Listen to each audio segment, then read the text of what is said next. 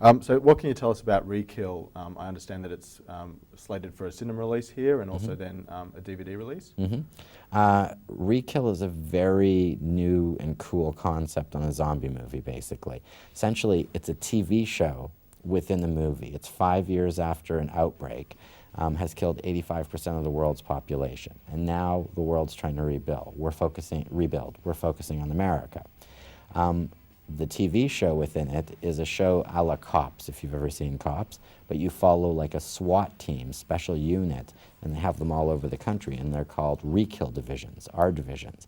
And their purpose is to go and quell a further outbreak too from happening, which would kill the rest of the population, because there's still zombie hotspots that happen all over the place.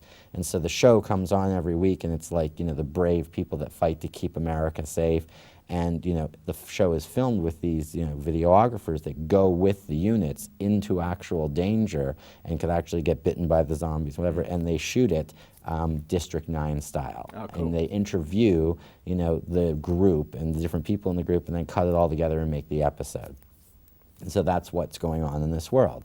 What the movie is sort of a lost DVR recording, where you come in and you start the DVR recording, and then you see the show play out for an hour on the DVR recording with commercials cut in, newscasts cut in. It's just as if that's what it was. It's as if you're watching TV, but you're really watching the movie. And the narrative of the TV show and all of these interviews and the way it's shot, the only thing produced is the commercials.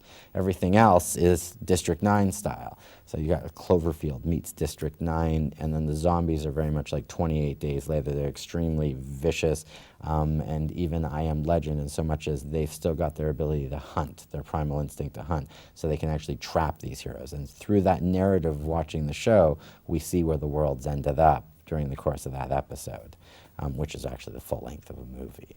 So it's a very cool concept. It plays really nice. The narrative is really good, and the movie is very, very fresh, and it's a harsh movie. I mean, your chance to take a breath is just when some of the commercials come on because you're watching the recording, but otherwise, it's played completely real. Did you have fun with some of the commercials that feature? Oh yeah, well, we've got like the sponsor of the show of that week is the Coalition to Repopulate America.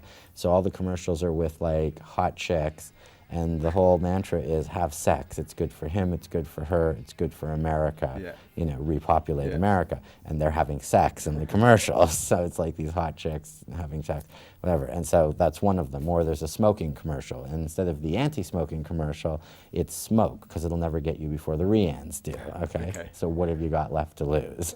So those are the things. And then there's drugs like Vividine, the drug that you take that if you get bitten, you won't turn.